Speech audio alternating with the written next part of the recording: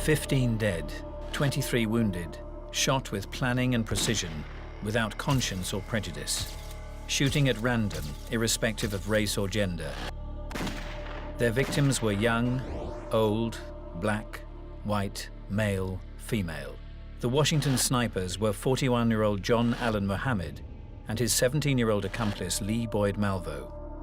If their paths had never crossed, would they have murdered so many, or were they born to kill?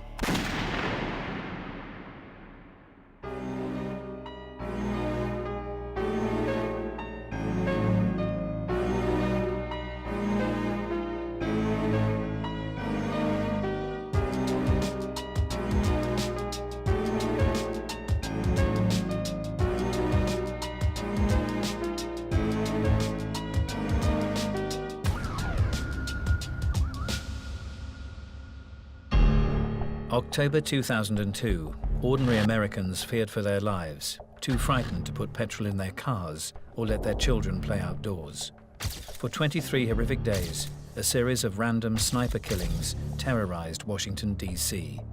A walk down the high street would be a gamble with life and death. These two individuals were cold-blooded murderers. They didn't care about who they killed. No one really expected that it would be a man and a boy working together as a sniper team. Well, I think people began to be scared when they realized that the shootings were random. You had to come to grips with the fact that there could be somebody pointing a gun at you as you sat in your car. They were just picking people at random. If you were out there where they could get to you, you were gone.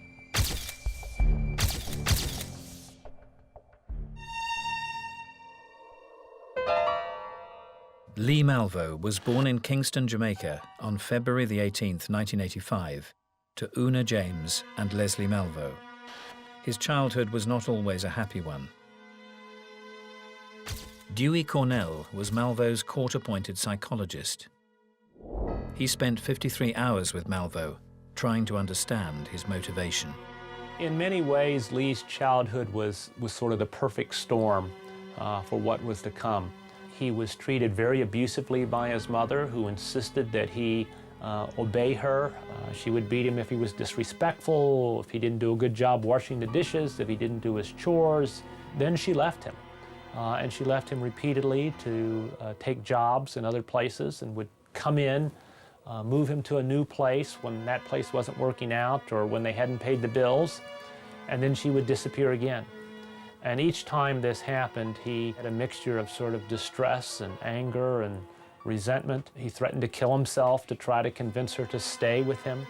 And throughout his childhood, teachers and neighbors, people observed how much this little boy seemed to want to glom on to a father figure. Malvo's partner in crime was 24 years his senior. Born in New Orleans, John Williams changed his name to John Muhammad when he converted to Islam in the mid-80s. Washington Times reporter John Ward recalls the details of Muhammad's mysterious childhood, which were mentioned briefly at the trial. He was very affected by his mother dying when he was very young, and he was also picked on a lot as a kid by relatives. And I think he went through his entire life feeling like he was never recognized for his potential, he was never recognized for his talent, and he could have been something a lot greater than he turned out to be. John married Mildred, his second wife, in 1988. Together they had 3 children. Those who knew him felt that he was a good father. Mechanic Robert Holmes met John in 1985 during their stints in the Army at Fort Lewis. Everybody thought it was the perfect family, you know. She came up here, they ended up getting married. Then little John was born, and subsequently 2 daughters afterwards. But I mean, he was always a little bit of a womanizer, but at the same time, he took care of his family. I'd say he was a disciplinarian, same way as I am with my child. I mean, but it wasn't like abusive, strict. It was more nurturing, you know. I never saw John yell at his children. If there was something that was that he didn't feel they had done right, he would talk to them, you know. And so it wasn't like "Here you go!" It wasn't like a scream or anything. I never saw him do that with his children.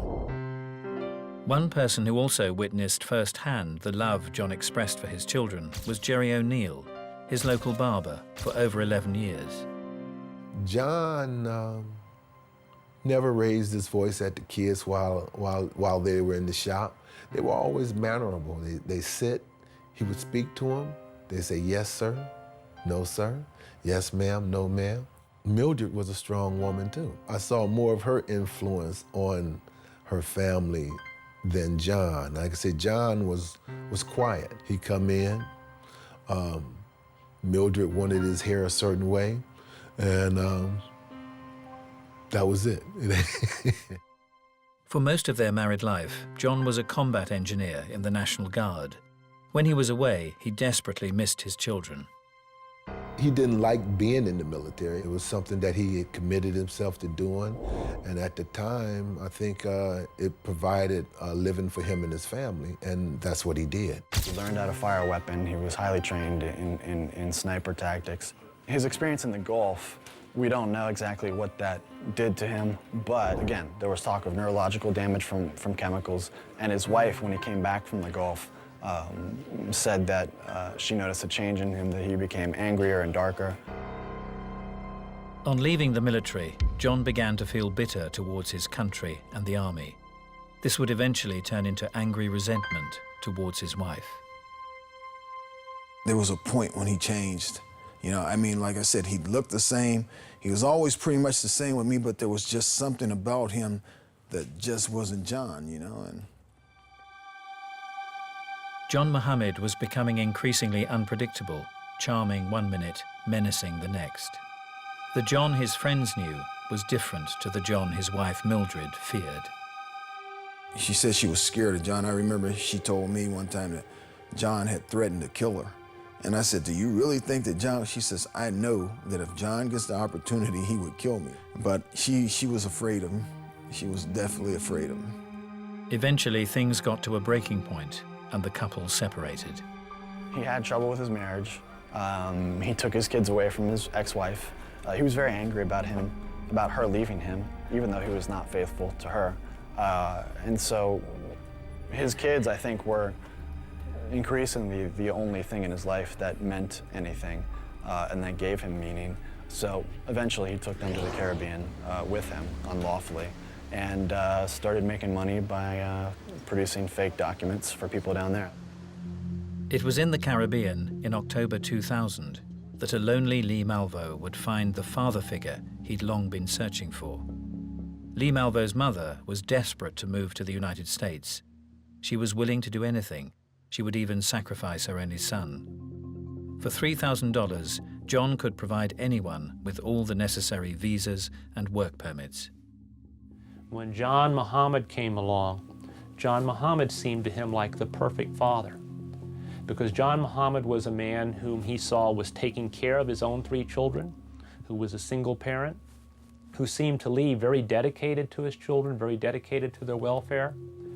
And John Muhammad treated Lee with a kind of respect and honesty, he thought, that no one else did. John's powerful influence would eventually change Malvo's life forever. He was really dangerous because he's the kind of guy you would never suspect of being dangerous.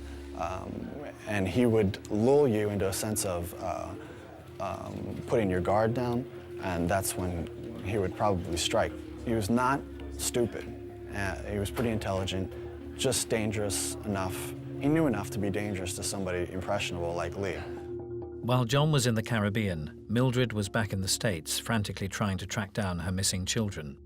The authorities located John, the children were forcibly removed, and a date for a custody hearing was set for the 4th of September 2001. You can hear for the first time on film the audio tapes from that hearing.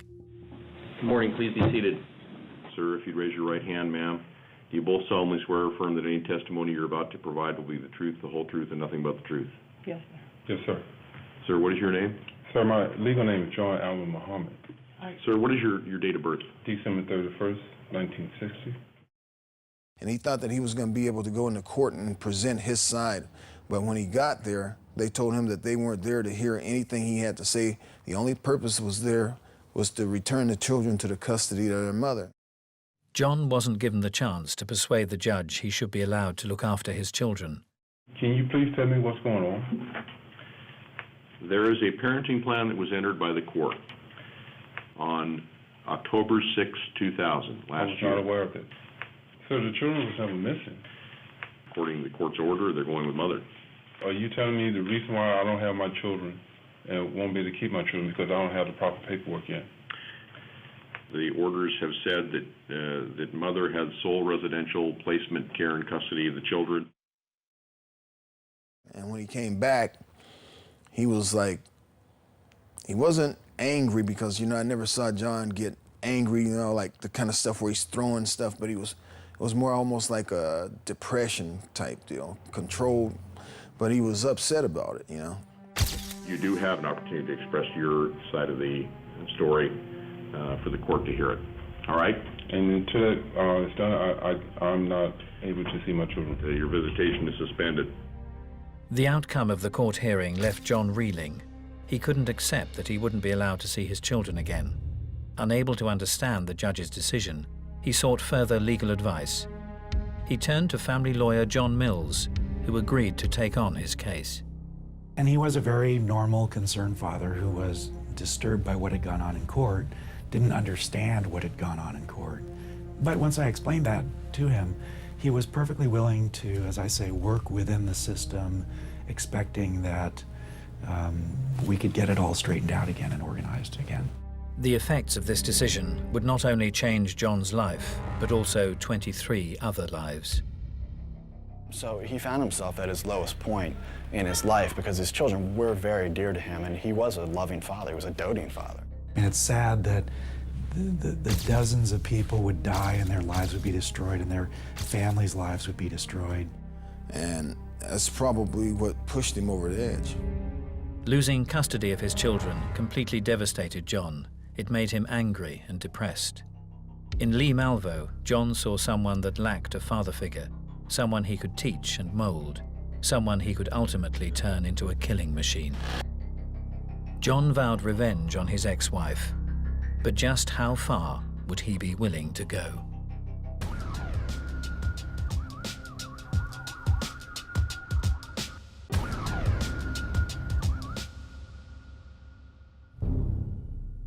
One half of the deadly Washington sniper duo, John Muhammad, lost custody of his children in September 2001. He vowed revenge on his ex-wife. For the next 4 months, he would search endlessly for her and his children, all to no avail. And then he came and told me one day, he says, Holmes, he said, I know where Mildred's at. And I was like, where's she at? He said, she's somewhere in the D.C. area. During his long search, John Muhammad formed a gruesome and deadly plan, a plan that would need an accomplice. John Muhammad met Lee Malvo in the Caribbean. Lee looked up to the older man and considered him a role model. It was very apparent that he loved and admired John Muhammad. He adored him, was willing to die for him, and regarded Muhammad as his leader, as his father, and as the person who was going to, he thought, lead a political revolution in the United States. John, acting like a father figure, persuaded Lee to enroll in the local Bellingham High School. His favorite subject was drawing, and he proved to be an excellent artist. His fellow classmate, Chrissy Greenewalt, remembers Lee well. He was very friendly and not necessarily an extrovert. He didn't really try to make friends. He wasn't, about to give me many details on his life. During this period, the pair stayed with a friend, Earl Dancy. He saw a side of John that others didn't. Very manipulative. He gains your confidence, he gains your trust. Once he compliments your trust, he'll use it to his advantage. He also witnessed a change in Lee Malvo's character. He was always angry.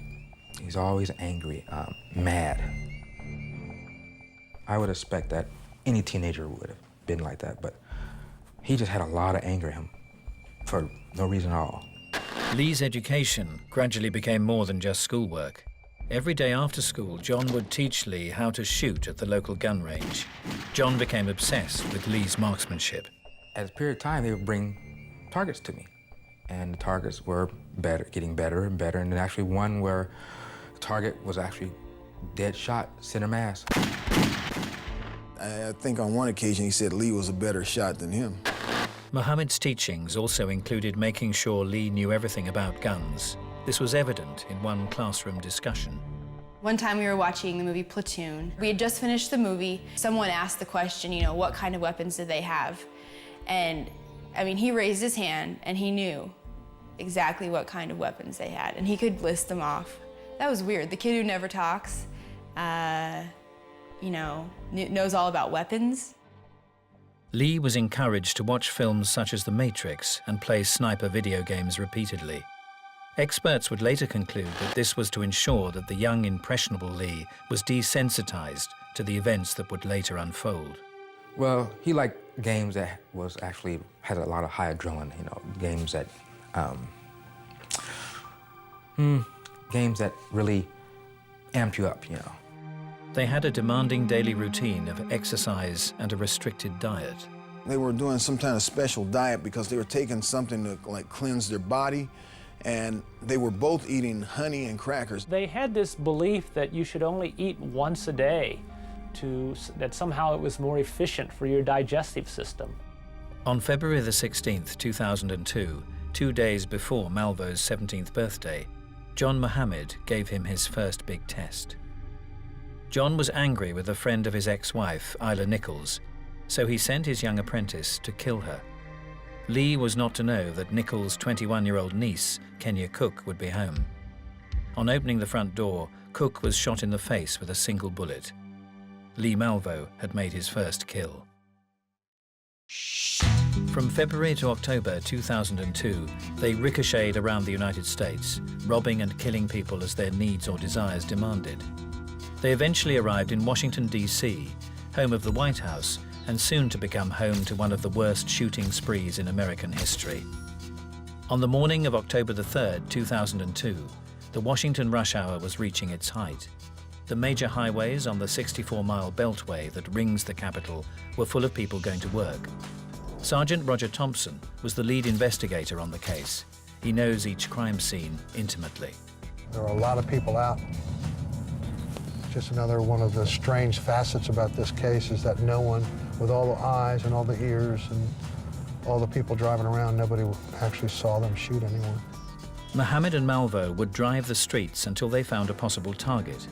Once they were in position, Muhammad would keep watch from the driver's seat, whilst Malvo would climb from the front, lift up the back seat cushion, and slide into the Caprice's boot. Their first target was 39-year-old landscaper James Buchanan, also known as Sonny.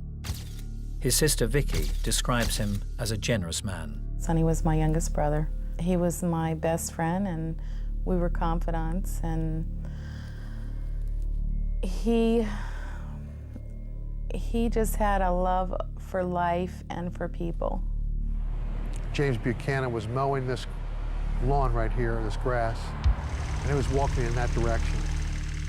Malvo watched and waited, focusing through the gun's scope, his breathing controlled. Once he had the command from Muhammad, he pulled the trigger. The lawnmower kept going, and then he ran down this sidewalk and into this parking lot here for the car dealership and collapsed in front of 2 employees. The bullet hit Sonny between his left shoulder blade and his spine. He was rushed to hospital, but died a few hours later. I knew, as soon as I went to the door, she had his license, and I knew that it was like a nightmare, that you don't want to wake up from. But Buchanan wouldn't be the only person to die at the hands of the snipers that day. It was the start of 3 weeks of unimaginable terror.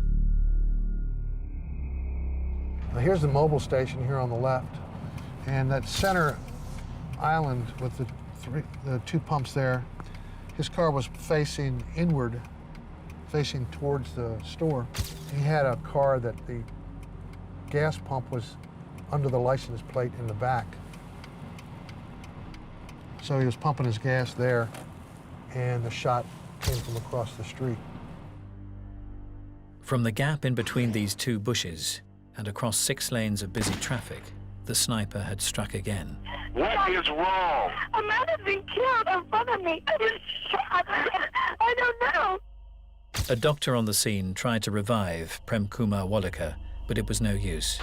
The powerful .223 bullet ripped through his heart and lung, and Prem Kumar died at the scene. Just 25 minutes later, Sarah Ramos, a housekeeper and nanny, was quietly sitting on a bench reading a book while she waited for her boss to pick her up. The suspect's vehicle was parked here at this particular parking space, with the trunk facing the intended victim and the front of the car facing traffic. While inside the trunk, they only popped the trunk up about this much, and the muzzle of the barrel comes out, and they shot Sarah Ramos, who was sitting there reading a book. They close the trunk, and they back up and drive away, and nobody sees anything. The distance from the shooter's vehicle and Sarah Ramos is about the same as the other ones that we had that morning and subsequent shootings that occurred in the Washington, D.C. area. It was between 80 and 90 yards, sometimes a little closer, sometimes a little further away. The bullet went right through her and went right through the plate glass window of Crisp and Juicy, and we were able to recover a pretty pristine projectile that matched up to the rifle. An hour later, 25-year-old Lori Lewis Rivera was shot as she vacuumed her car at a petrol station. 12 hours after that, 72-year-old Pascal Chano was killed whilst crossing the street. 5 people killed, numerous lives altered forever. But it was only just the beginning for 2 men who were on a mission to cause as much chaos and devastation as possible. It left the police dumbfounded and with no answers to give the shattered community. We just didn't know what to do. We did not prepare for what happened that morning. Children were locked in their classrooms and told not to go near the windows. There were no outside activities, no field trips, no sporting events. Life had ground to a halt. Your children are not safe anywhere at any time. Oh, it was very frightening. I remember waking up one morning not wanting to send my children to school.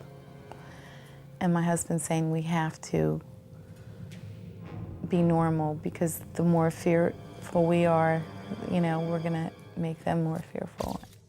The random shootings made people hesitant to perform even the most mundane daily tasks, like buying petrol. As soon as they knew that somebody was shot at one gas station, then when it happened at another gas station, people were doing all sorts of things to keep from being shot. They would go back in their car while the gas pump was going on, or they would try to hide and get down like this to keep from getting shot, and they would look around to make sure nobody was going to shoot at them. Even catching public transport was terrifying. Sonia Wills's son, Conrad Johnston, was a local bus driver who used to escort one elderly passenger onto his bus. Whenever he got to that spot, he would get off the bus and go get her from behind a tree and escort her to the bus, telling her, don't worry, you're safe with me. They have to get to me before they can get to you. Dr. Evan Nelson is a clinical psychologist who has evaluated over 400 murder cases. He explains what may have been going through the killer's minds. Clearly, there's an extraordinary degree of planning, and I think that really differentiates this case from other types of murder cases where planning is not the element. The reality is that most murders have about 30 seconds of planning, if that at all. Part of that intense planning was to make use of Mohammed's army training and experience as a mechanic to completely alter their 1989 dark blue Chevy Caprice to suit their requirements. Crime scene expert Ralph Dano gives us an exclusive look at the adjustments they made. The firewall is cut out, which would allow someone to either secrete the weapon or a person to transport themselves from the rear passenger compartment into the trunk. Once backed into position, give a signal or we're ready, the person sitting in this seat could turn sideways, lift the seat up with their hand. The driver could reach back, hold it for just a brief second while the person went down and started maneuvering back. And once he got a third of the way and he could release it and come back up here and just leave his hand here without any common observation. Nobody knows what's going on. You've got the tinted windows. The person then transports themselves through the back, and the gun is there. They're in, and they find themselves ready to be in a shooting position. Not all the shootings were done from the boot. As the pair got more confident, some shots were fired from outside the vehicle. Ballistics expert Jeff Miller explains one of these rare times. Malvo said that he was lying here in this parking lot here at the community center near this stairway. And while Mohammed was providing a lookout for him, he was able to look across this parking lot, across the highway, and underneath the parking garage here of the Home Depot store. And Mr. and Mrs. Franklin were loading purchases into the back of their car, and the two of them were standing just underneath the home in the Home Depot store, about halfway through the parking lot. Bullet entered the left side of her head, and as it exited her head, it started to fragment inside and caused a very traumatic injury to her head. Linda Franklin was killed instantly. Throughout the ordeal, Mohammed and Malvo left various notes for the police. They demanded $10 million to stop their reign of terror. They were also keeping a close eye on news reports. This was evident in this restaurant's CCTV footage. Standing there at the front reception area, and a news report came on about the sniper story. He walked over to the television that was hanging over the bar and actually reached up and turned up the sound so he could listen to the story. Well, the people who are interested in notoriety are usually flirting with the media. They're sending letters. For example, here in the United States, there's just been an apprehension of the BTK, blind, torture, and kill serial murderer. This is an individual who wrote letters to the media taunting the police, taunting the community, as compared to leaving a covert and specific letter just for the police, as Malvo and Mohammed did. I don't see any signs that these two men were taking an especial pleasure in killing so much as a pleasure in shooting precisely, implementing a plan so perfectly that they weren't caught. But how did the police finally track down the suspects? They investigated every shooting in the Washington, D.C. area. A short time before the snipers began their rampage, a liquor store in the D.C. area had been held up. 2 employees were shot. The gunman was proved to be Lee Malvo. His fingerprints were found at the scene. Malvo had a criminal record from being arrested as an illegal immigrant. Lee Malvo lived with John Mohammed here at the Lighthouse Mission in Bellingham. This is how the police were able to make the connection between the 2 killers. Meanwhile, Mohammed's old army friend, Robert Holmes, was following the sniper shootings with extra interest.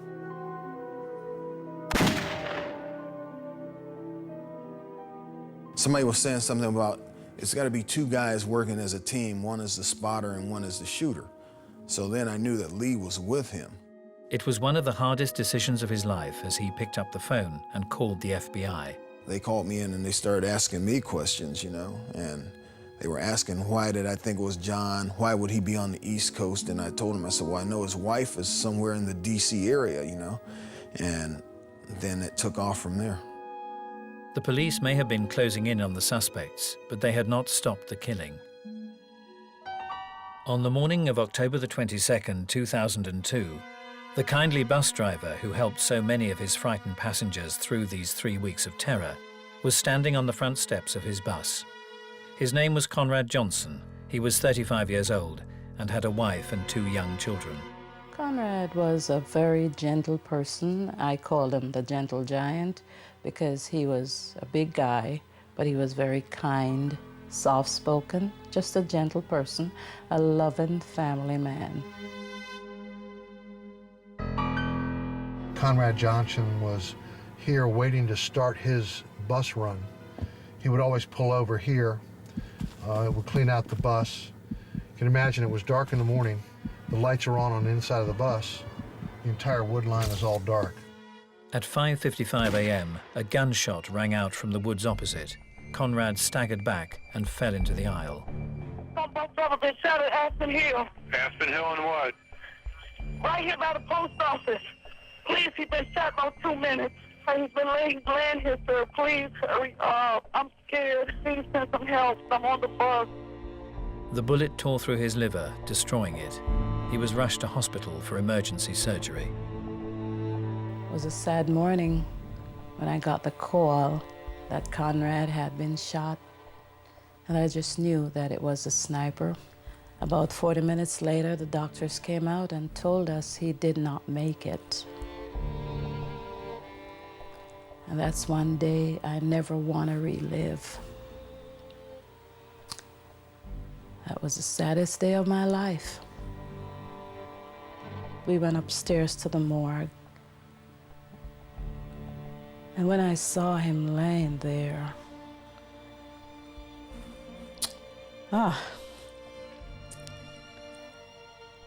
it was very, very hard, very hard. This would be the last killing. Their deadly partnership, resulting in 23 shootings and 15 deaths, was over. For the police, the pieces of the puzzle were finally coming together.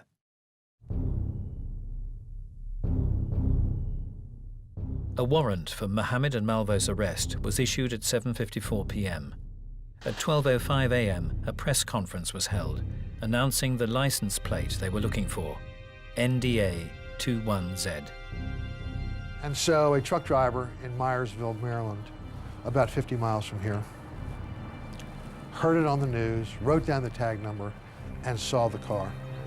And within a matter of 15 or 20 minutes of it hitting the news, we had a spot of the car, and then we went into action. At 3:30 a.m. on October the 24th, 2002, Mohammed and Malvo were arrested as they slept in their car at a rest area on the I-70 highway.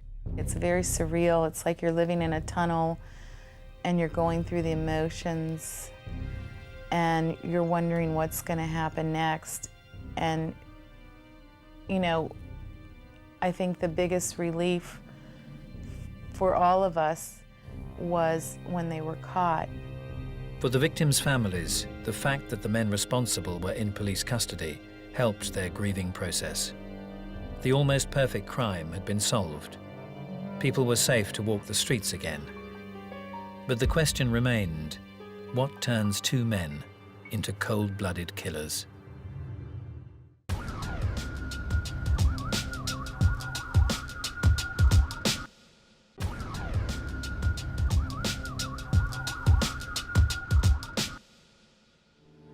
The Washington snipers spent months terrifying an entire community.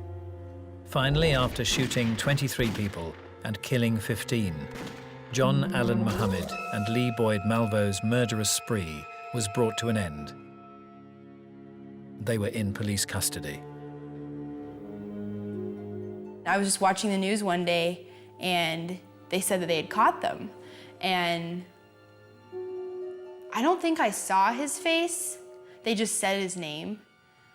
And I was like, well, how do I know that name? Lee Malvo, you know, it's not your most common name in the world. And I just kept thinking, where do I know that from? And it all kind of clicked in my head and I was like, oh my gosh, this cannot be happening. This, you know, how weird is that? Our little tiny corner of the world, this guy was in my class and now he's killed 13 people. Mohammed and Malvo were arrested and their car was thoroughly searched. The police uncovered vital circumstantial evidence. Some of the items of evidence that were collected within the vehicle at the time of the arrest were, for instance, the Sony Vaio computer that was located in the front seat of the vehicle. And there were several items that they had that worked with the computer. They had a solar charger. I don't know how well it worked, but they had one. They also, with the Sony Vaio computer, they were keeping logs and they kind of kept a little bit with track of the areas that they felt were important. Areas that they had scouted out as being strong possible areas where they could wreak the most havoc. They also found maps marking not only the places where people had already been shot, but also where they planned future killings. There were lots of bags of clothing, personal items that they had. They had lots of vitamins, and they were trying to sustain themselves in water. The weapon that was used, the Bushmaster 223 with the halocite on it, was located within the back seat of the vehicle. The murder weapon was a high-powered Bushmaster's rifle, the civilian version of the military rifle Mohammed knew so well. For the police, this was an essential find. Ballistics would later link it to at least 11 of the shootings. If they hadn't found it, Mohammed and Malvo could have got away with murder. Further proof was mounting. It was Malvo's DNA that we found on the rifle. It was Malvo's DNA we found in the notes. We did get fingerprints of Mohammed and other evidence. The psychological reasons behind this degree of preparation is explained by clinical psychologist Evan Nelson. All of this shows extraordinary planning. They were very careful to set themselves up to do shootings in ways that they could make a quick and rapid exit. They even came back to inspect the scenes while the police were investigating it. This shows an amazing degree of calculation and awareness of the wrongfulness of what they were doing in order to avoid detection, and even a willing to flirt with the possibility of being caught because of that sense of supremacy that they could get away with this. John Mohammed was examined by court-appointed psychiatrists, but the findings were never admitted as evidence in court, so the motivation for these heinous crimes will never truly be known. By attempting to extort $10 million from the American government, one theory is that money was their motive. These two individuals were cold-blooded murderers. They didn't care about who they killed. They killed indiscriminately. They wanted the money, they wanted the fear. There was speculation that Mohammed wanted to kill his wife in order to get his children back. My way of thinking was Mildred was the target in the mission, because if it was just to terrorize people or to kill people even, that could have been done anywhere. If you kill 10 people and she's one of the 10, then it's less likely. I mean, there's still a chance that you're going to get caught, but it's less likely. There's no hard evidence to prove this theory. Yet ultimately, was losing custody of his children the trigger for this series of events? It wasn't like he was a bad character and that all his life he had been doing dirty things, bad deeds. It's just that, you know, like I said, you reach your breaking point, you don't know how you're going to react. And you go over the edge. He went over the edge, and that was the end result. Despite this insight into Mohammed's motivation, it's still not clear why he deliberately set out to convince a 17-year-old boy to take part in his mission. I've evaluated literally close to 200 capital murder defendants and about 400 murder defendants overall. Mr. Malvo is in a class unto his own because of his intellect, because of his verbal skills, because of the fact that he did this killing in tandem in such a purposeful way. And that's really different than the majority of murders that we see that are impulsive, that grow out of being drunk and high and perhaps sexually aroused or being greedy, and somebody wants something in that moment, they commit a murder and then they regret it. Nobody becomes a serial killer or criminal for just one reason. I know there's a lot of debate about nature versus nurture, but even if you ask the question, nature versus nurture, you're really asking the wrong question. It's always nature and nurture. At that age, and I remember, or even, I mean, I'm not even that much older than when this happened, but you just want to please the adults around you. You want to do well in all the things you do so that adults, because you're trying to be a grown-up yourself and you want to be accepted by them. And I can completely see why. And he was his caretaker. He had nobody else to take care of him. Lee told his psychologists that if they wanted to understand him, they should watch the film The Matrix. Keanu Reeves' character is chosen by an older, charismatic mentor to lead a revolution against an evil regime that had enslaved humanity. I think there was clearly a sense of him against the system, and that's probably one reason why he identified with the character Neo within The Matrix. And I think that for a young, idealistic 17-year-old, that was a frame of reference he could really buy into. There's pretty strong evidence that repeated exposure to entertainment violence will desensitize young people and make them more likely to think that violence is an acceptable way to solve problems. Muhammad's radical teachings were constantly drummed into Malvo's head. They played a vital role in his conditioning. Again and again, he would make political statements about the need to overthrow society. It really started to remind me very quickly of someone who was part of a political underground or maybe part of a cult movement who had been brainwashed or indoctrinated. But would Malvo have killed if he had never met Muhammad? Lee Malvo basically killed because John Muhammad wanted him to kill. But those closest to the investigation disagree. No brainwashing at all. We have witnesses that actually put them apart. We know where Muhammad is by himself. Malvo is by himself. He had every opportunity to leave. In my opinion, it wasn't brainwashing. This was a case of a young man who was eager to learn things and an older man who was eager to teach. So I think that young Mr. Malvo found somebody who he could idolize and adore and choose to follow as compared to being brainwashed. I'm not going to say he was brainwashed. I don't think he was. And I won't say he was a born killer. And I'm not going to say he was a product of the environment, because I am from Jamaica.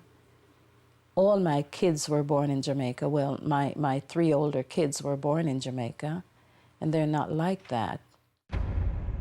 Even though Lee Malvo was just 17 years old at the time of the shootings, he faced the death penalty. And it was really the defense team's job to try to explain why Lee Malvo did what he did. And I think by presenting to the jury the evidence from Lee's childhood, from his upbringing, evidence of the influence that John Muhammad had on him, controlling him and indoctrinating him, I think the jury ultimately decided that Lee Malvo did not deserve the death penalty, although he was found guilty and sentenced to life in prison. Dewey Cornell is still in contact with Malvo. He's noticed dramatic changes in him since being away from Muhammad. He really turned from being a kind of a soldier, a scripted, indoctrinated soldier, into being more of a 17-year-old boy. He became more juvenile, more adolescent. His facial expressions changed, his demeanor changed, and we had more of a boy on our hands. The childhood that Malvo had lost was found, but he's now in jail and will never be released. Since his arrest, John Muhammad has remained silent, except for a rare few days at his trial when he chose to defend himself.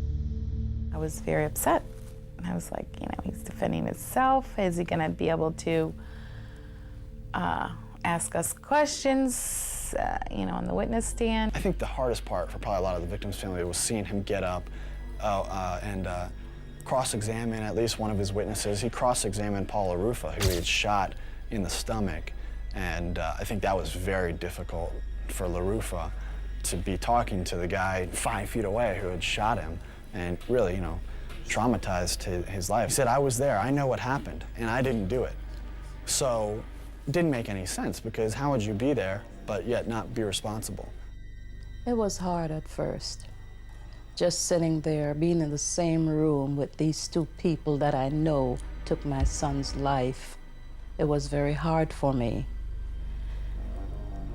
I had to sit there for 2 weeks or more with Muhammad looking at him, but he never looked at you. He would never look at you. The police were never able to prove that Muhammad had pulled the trigger in any of the 23 shootings. He was prosecuted with what was called the Triggerman's Statute. That states that if the suspect was a direct helper or causing agent for the shootings, he should be held responsible for them. The rifle had given him power over life and death, and over the needy teenager he found in the Caribbean. He's currently on death row in Virginia. I'll be very happy when this world is rid of them.